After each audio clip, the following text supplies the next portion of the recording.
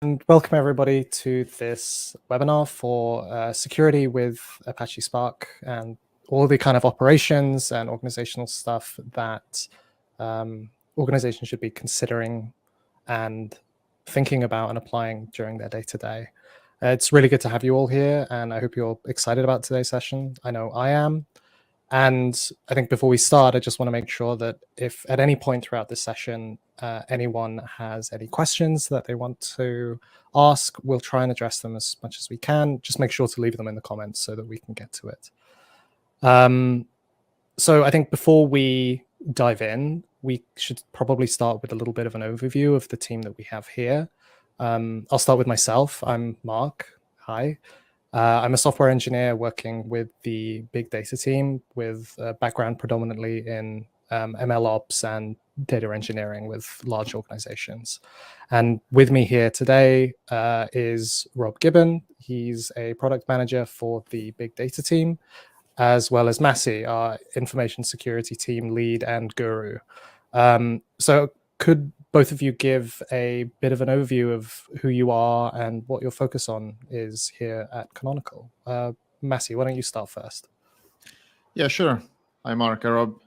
So my name is Massimiliano Gori. I have spent most of my career in the area of identity management and cybersecurity incident response, which I did for a number of years at NCSC here in the UK, prior to joining Canonical.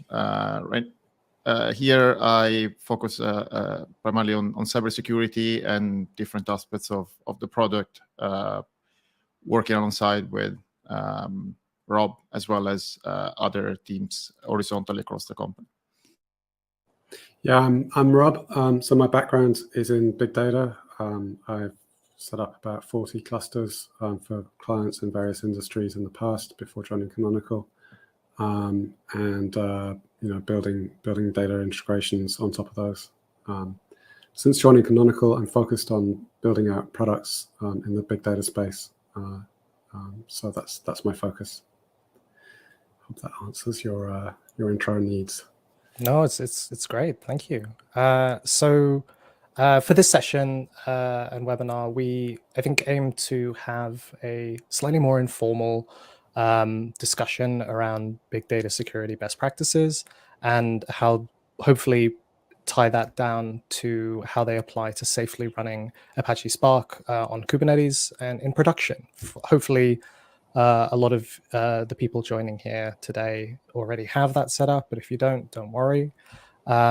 We'll start by giving a bit of a brief overview of what Apache Spark is, how it gets used, and what the common deployment patterns are, as well as exploring the motivations for and the identification of potential security attacks, and understanding what teams and groups can do to help batten down the hatches of any new or existing Spark deployments on K8s, and outlining what pragmatic and helpful steps teams need to be thinking about, need to be applying, both at an architectural and at an operational level.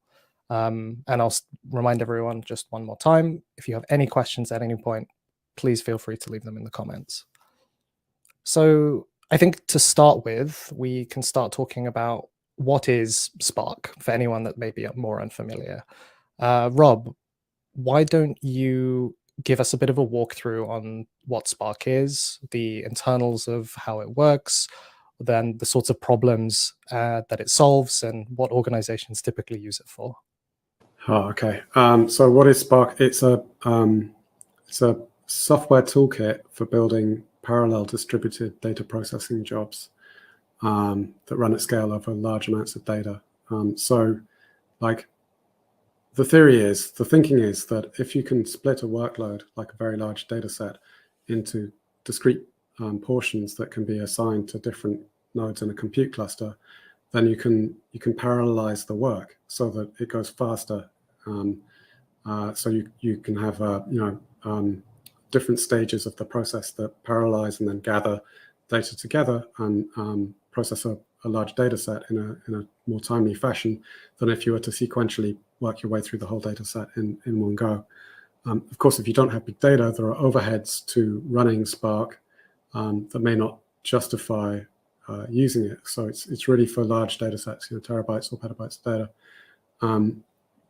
So that's kind of what it is. Why is it useful? So it's useful if you need to, I don't know, pre-process data for feeding into a machine learning model, for example. For large-scale extract, transform, load jobs, or for reporting and analytics at scale, say on, I don't know, clickstream or other kind of evented data that you've gathered in a data lake.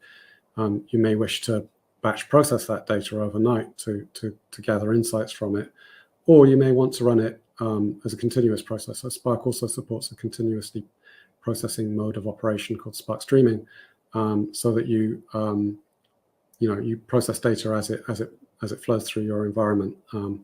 Whether that's things like clickstream or other kinds of event stream data.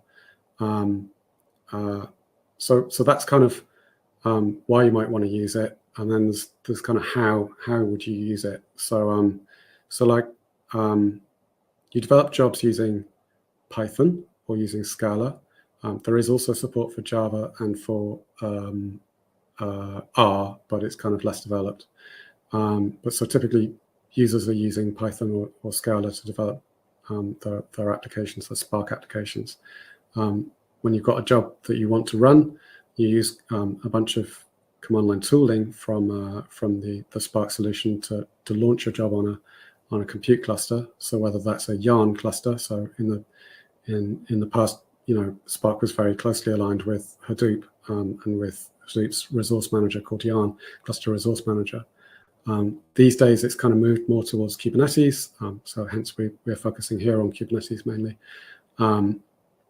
But yeah, so you need to have some kind of way to orchestrate the work on your cluster, and that would be either Kubernetes or Yarn. You use Spark client tools to launch the job on the cluster, and then it'll process data from a location that you specify, whether that's HDFS or an object storage system like S3 or Azure Blob Store or some clone of that, so something like ECS or Ceph. So that's basically how it works. You're not constrained, of course, to data in data storage systems like HDFS. You can pull data from a Kafka cluster or from a database, or you can push it. Likewise, you can push data to a system like that. You also have a few different ways of interacting with the data beyond Python and Scala. So you have a SQL API for Spark as well. So you can write SQL queries over your data as well as Python data frame like API. So that gives you more flexibility. And it also Spark has a thing called the Thrift Gateway, which allows you to connect BI tools to it and run true SQL queries over very large data sets. It's the kind of lakehouse concept. So actually, that's really interesting. I have a question on that. You mentioned that Spark will pull in data from some storage or warehouse. It really doesn't matter as far as I understand. But then you also mentioned SQL and writing scripts to process that data. Is it fair to assume that the data has to be highly structured before it goes into Spark, or is there more flexibility in that? Could you show a little bit more? It can be semi-structured. Typically, you're working with either highly structured or semi-structured data. So machine data, like log data, or JSON data or XML, you can process all of that. You can also process CSV data, obviously.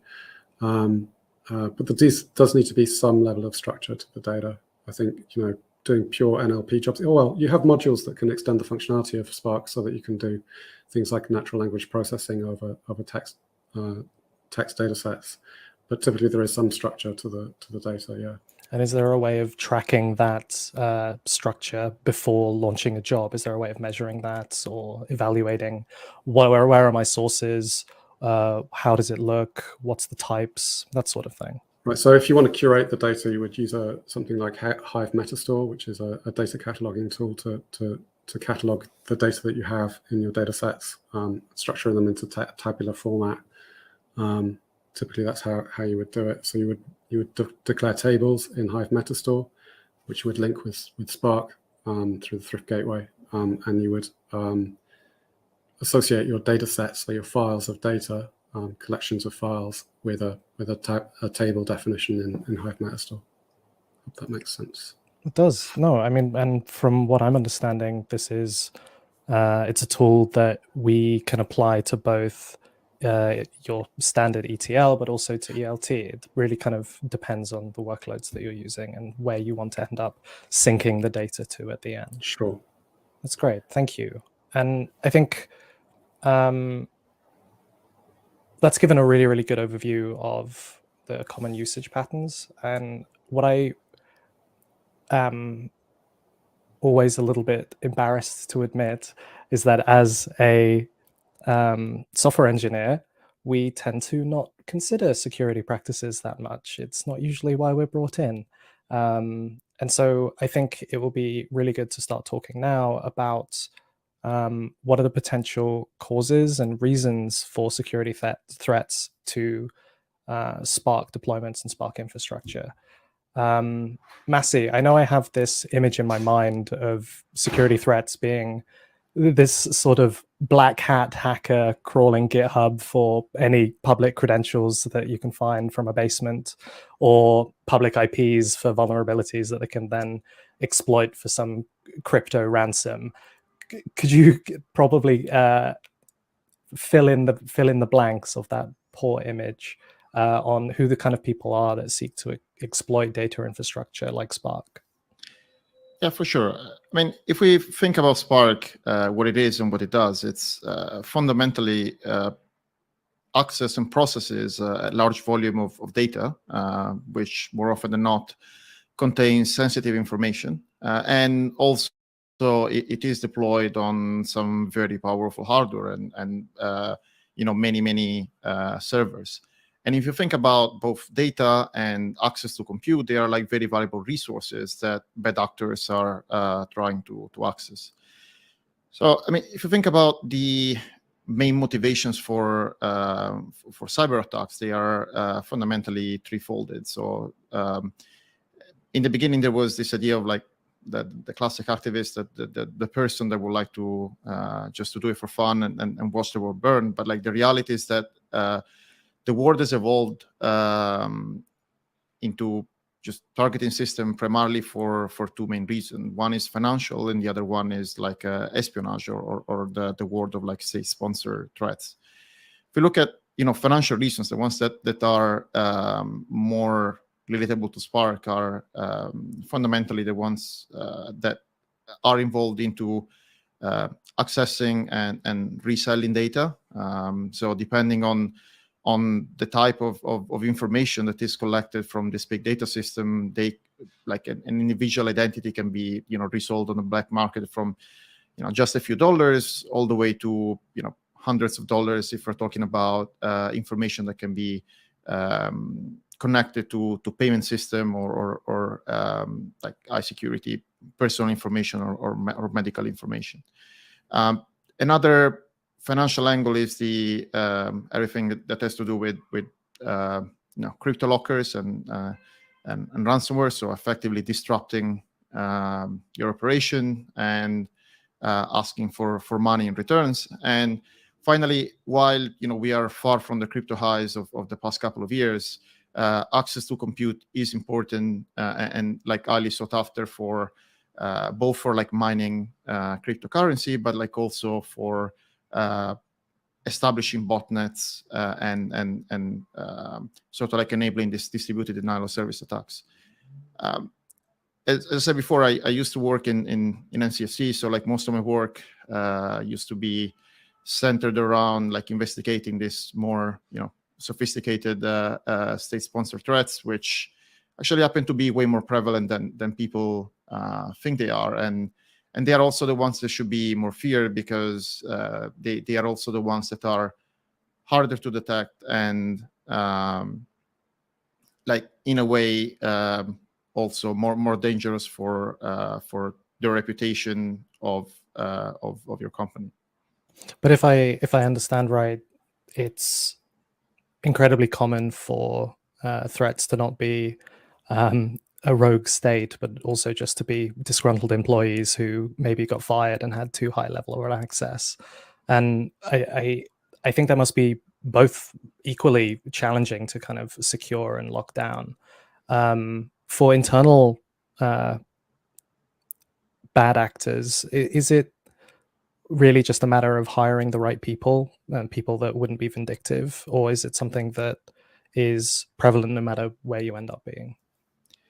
Yeah, I mean, Mark, you touched on a very important point. I mean, if you look at the Verizon data breach reports of, I think, the last 10 years, or anyway, since they actually started collecting data, you can see that like almost 40% of all attacks, they are done they're carried out by insiders, and that number has remained pretty consistent across the years.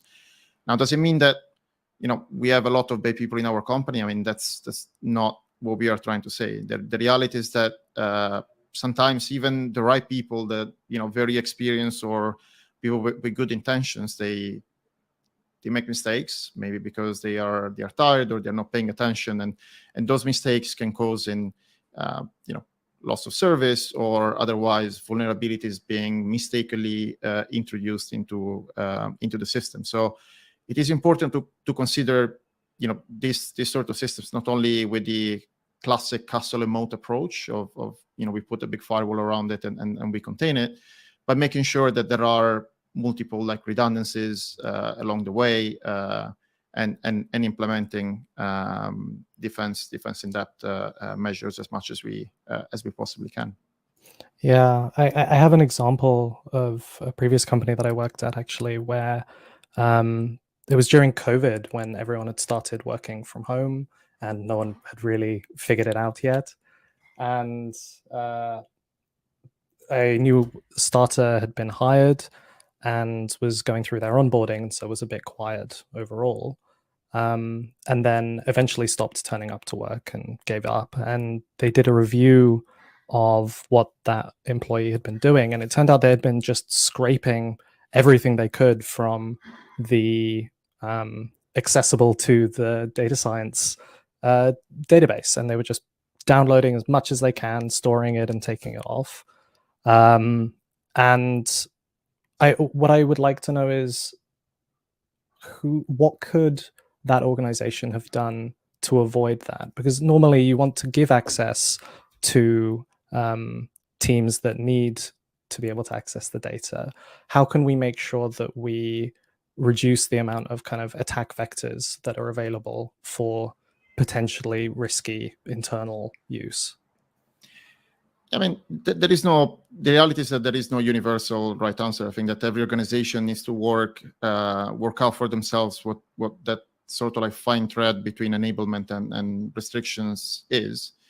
But at the high level, I mean, you always need to have a combination of what are called preventative control, so the things that are in place to basically make sure that these sort of events don't happen, and detective controls, which are the ones that you mentioned. So making sure that there are, especially in the case where sensitive data is accessed, that there are manual and frequent reviews of employee activities. Now, this can be, I mean, will need to be carried out by human, and there are a lot of systems that can help you with that. I mean, the reality is that on traditional machines, this sort of anomaly detection system are very sophisticated, and have reached a stage, all the different dark trace or CrowdStrike and so on, that they provide a very good quality feedback. But in reality, this sort of capabilities in the Kubernetes world are still relatively nascent, and so there are a couple of cloud native projects like Falco, for example, that are starting to implement these functionalities, but it's still early stages and far from giving the complete visibility and the quality insights, automated insights that systems that operate on traditional virtual machine offer at this point in time. Yeah, and I think that there's always so many potential causes for exploitation, either internally or externally, with credentials that are a little too easy to share, or there is some configuration on your entry points that means that it's completely insecure and accessible to the public outside of your whatever private network or VPN you're using. I know that I've had to do a lot of control of that in the past. I think what I find to be somewhat overwhelming is kind of tracking all of the different ways of understanding where are vulnerabilities within systems, as well as what steps can practically be taken to move to that in place.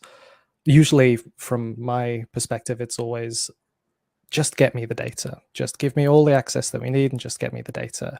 And any roadblock to that ends up being a speed bump to the core cell of the organization. They want to use their data to achieve some goal. Could you give a bit of an overview on what practical ways or techniques or ways of thinking teams can use to start thinking about security as part of their day-to-day, both at the kind of management and executive level, but also at the engineering level, as opposed to something which I think is quite common, where code gets run and things get deployed and then it gets chucked over to the fence to some security team? Yeah, for sure. I mean, I guess that the sort of like the initial step is one that doesn't even like necessarily need to involve security teams, and it is effectively understanding and taking a structured approach to like identifying and prioritizing what are the potential threats to the system, and then effectively determining the value that this potential remediation might have in reducing this risk. So everything starts from visibility. So documenting, in the case of Spark, like what are the data flows and understanding what are the potential entry points where, in particular, humans are involved. The traditional setup, if you think about Spark, is that you have drivers that usually are like employee machines. So that's like a primary way to start, and also, to be honest, like where the attackers would start as well. I mean, we talk a lot about open source, but code is open source. Also, like exploitation or reconnaissance mechanisms are open source as well. Like if you go on the Nmap repository, you can find a lot of like Lua scripts that can be run to inspect network traffic and find and basically identify like where the cluster manager like lives in the network. Just again by pattern matching some of the check existence call that are done inside Spark. So once the data flows are mapped out, I think that the second step would be to conduct what we normally call like threat modeling, and so identify the threats, and from that defining and prioritizing the security requirements.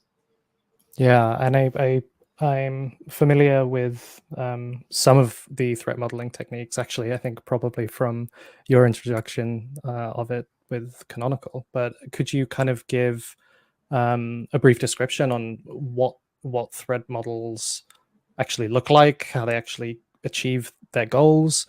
For me, it seems like it's a lot of just conversation. How does it get turned into actual practice? Yeah, for sure. I think the initial step is identifying. Don't reinvent the wheel, and actually identify a framework that works for the business. And since we are in this case, we are talking about distributed systems. It is sort of like common practice to use a framework that is called STRIDE, and which is sort of like an acronym for spoofing, tampering, repudiation, information disclosure, denial of service, and execution. So elevation of privilege. So basically, what it does is, just after you've decomposed your system and your data flows, you pick each one of this sort of like 5 high-level categories and try to find like concrete ways of, so in the case of spoofing, trying to impersonate a specific user or service. It is also important to know that, actually on the CNCF side, there is extensive literature about that.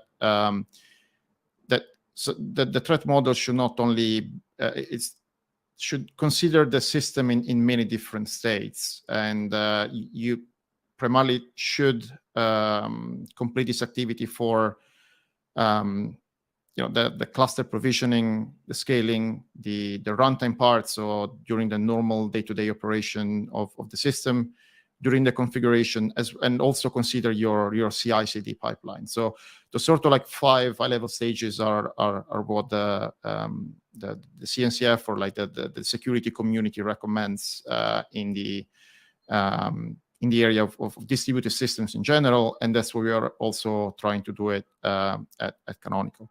So after go for it. No. It was just a quick question, actually. You mentioned finding processes that work for the business. How do you know? How do you measure any of that? Do you just have a tally board of like has not been breached / hacked in N days and hope that number doesn't go down? How do you know that you are setting up processes in a way that is good enough? Yeah, so everything starts, I mean, it is a business decision first and foremost. So like your business or you as architect of software should ideally have like a rough idea of what is at stake, and so what is the value that you pose on the continuity of your operations and on the value of your data. I am like here at Canonical, and personally, we are a big proponent of the FAIR, which is sort of like a risk evaluation framework that define risk as the product of the the loss event frequency and the loss magnitude. Now, the magnitude of the loss is what I was mentioning before, and that's something that by implementing security controls we are not necessarily able to affect. I mean, your data is as a value X, and like adding authentication, removing authentication to your cluster is not going to change that. But where we can, as architects, as cybersecurity professionals, what we can influence is effectively the susceptibility of a system of the occurrence of a certain threat scenario. So effectively, by tweaking this knob, we try to come up with a with a risk level that is acceptable for the business, and eventually just basically quantifying that in a dollar amount. And the FAIR framework allows you to do that in a way that the boards or other business people are able to understand. Oh, that makes a lot of sense, and thank you very much for kind of your experience on that. I think now bringing this kind of back to Spark specifically, I was wondering if we could get a bit of an understanding of what sort of tooling and support is built into Spark already that teams and organizations should be using and leveraging to kind of patch the holes. Rob, could you kind of walk us through what exists already? So I think the first thing to mention is that nothing is enabled by default. So none of the security features with Spark are there out of the box. You have to enable them. But you have capabilities for transport encryption, at-rest encryption of spill files. So spill files is like when a job has intermediate steps and it needs to page stuff out to a disk. You have it spills over from memory to disk. You can encrypt those files. Spark can encrypt them. So it has that. You have integration with authentication mechanisms, so like Kerberos or the native authentication of your Kubernetes cluster if you're using Kubernetes, for example. So you can leverage certificate-based authentication or OIDC typically on your Kubernetes cluster itself to authenticate users. And you have what else do you have in there? Those are the main features. It has integration with role-based access control systems like Ranger as well. So if you want to implement Ranger on top to regulate access, you can use that. I have a question. Yeah. On the roles side, actually. Something that I've noticed from slightly less mature data organizations is usually they'll have a pattern where you have this very overworked and understaffed SRE team that are given complete super user permissions for almost every inch of the entire end-to-end pipeline, both from the data storage to the processing and to the syncs. And other teams have almost no access, and so that they will usually have some internal system in place to request jobs, and then that data gets the output of those jobs gets materialized somewhere else without any of those security controls, and it sort of ends up being a bit of a bottleneck through that SRE team, but also a potential risk. And usually these orgs kind of state that they don't have the resources to sort of integrate more fine-grained controls. Could you, what do you see as the kind of potential risks for patterns like that, and what do you think needs to change? Well, so first of all, if the data wasn't valuable, there wouldn't be a big data cluster in the first place. So the data must have some value. So the risk is that, you know, if you're leaking data from a highly elevated privilege team, or from the egress data that comes out of the system is being left on laptops or whatever, you know, you have a huge risk of a data breach of your valuable data. So you know, there's not much that's going to cover that. You can try for insurance, but typically insurance doesn't cover these kind of data breach events. So, you know, they need to step up their game. It's as simple as that. If there's a value to the data and they're spending good money on processing the data, then they need to be spending good money on securing it too. And for those people using cloud providers for their storage and their K8s runners that actually process the jobs, what setups could teams kind of focus on in the short term that provide the kind of most bang for your buck in terms of securing that? I mean, I'm sure if it's the cloud, then it must be secure, right? And I'm sure that's not the case, but I'm hoping you can tell us more about that. Again, it's going to be the perimeter access that's going to be the biggest concern. So that and misconfiguration. So I think there's two things I would consider first and foremost. One is perimeter access. So how do you access your data in your big data environment? So if you're connecting directly to it through a VPN, maybe you could consider putting Bastion hosts or jump boxes between, having like workspaces on the cloud where your users have to access the workspace in order to access the data lake. So there's some level of governance between the end users and the data. And then secondly, using some kind of GitOps for configuration management, so that the configuration of your cloud environment is in a known state at any given time.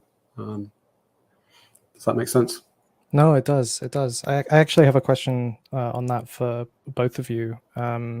I was hoping you could give an overview of what should teams do when a threat, a real threat, has been identified and exploited. They've had maybe a data breach, they've had maybe machines being shut down and data loss, or someone has published that they are begging for crypto, or they'll release XYZ. What can teams do about that? I think there's a couple of things that spring to my mind. I'll let Massi answer in a moment. But so first of all, teams should have a business continuity plan in place so that they already know, they've already thought through these these scenarios, and they already have a rehearsed response to any of these given catastrophic events, essentially.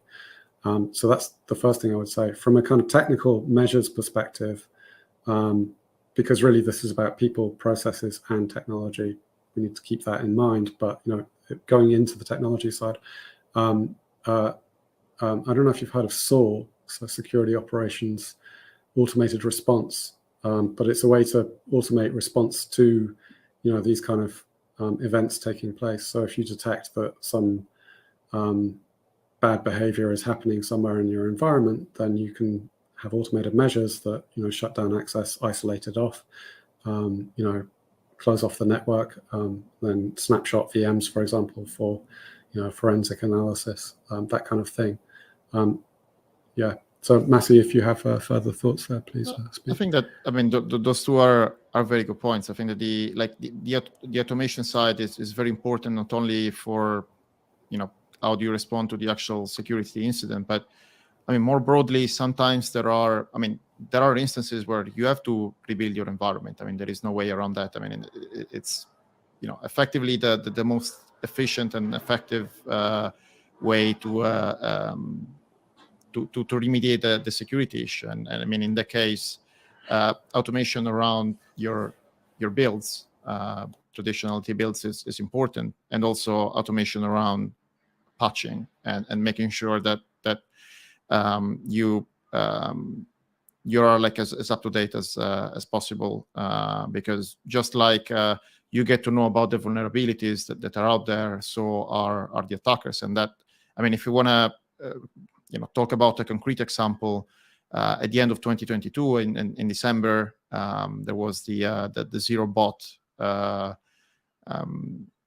malware that it was initially targeted at like IoT devices.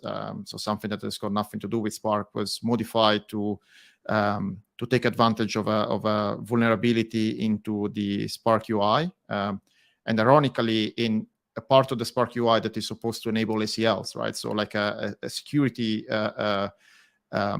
feature of the Spark UI to effectively just open up remote shell on all the machines where there were worker nodes, and then use those to effectively launch denial of service attacks, and offering those nodes effectively up for a botnet for hire. So again, automation, I think it's key in terms of security response, but also builds and security patching. Yeah, you mentioned that one of the best processes just redeploying the new infra, and it really helps to have scripts or using something like Terraform or Ansible to make that a lot less painful. I think if I remember from a conversation with you in the past, I think one of the reasons for that being so effective was because it's quite common for once machines do get exploited, it's common for people to install backdoors. Am I understanding that right? Yeah, that is correct. Think for thinking from an attacker perspective, there is it's very common knowledge in the security environment that all cyber attacks, they follow like a similar pattern, and that's summarized into what is called the Cyberkill chain. And so after the initial reconnaissance part, which in the case of Spark, I think that there are ways that it can like relatively trivially be done. So it's relatively trivial if you have access to an internal network to identify where, for example, that the cluster manager said. Then the second step is effectively the intrusion, exploitation, and privilege escalation of those hosts. And I guess that the ultimate scope of what all attackers would like to do is like open remote shells and establish persistence into the system for whatever they to deliver the payloads that they would like. Thank you. I think that something that's quite common is teams will be looking at managed solutions. Usually, the most common for Spark is obviously Databricks, but when they're running on a managed cloud, so ideally not a public cloud in this case, is all of their security taken care of? Do they need to care about it? Or is it something that it still needs to be vigilant from the users and the organizations that are using it? There's been so many data breaches of S3 buckets if you're building a data lake on AWS and you're using S3 buckets as the backplane for the storage, and you're using, I don't know, EMR or lake formation for your Spark cluster, then you still need to be vigilant. A misconfigured bucket that's got the wrong permissions assigned to it is a great way to expose your data. For example, the Spark history server is a component of Spark that's used for aggregating logs and metrics from the cluster.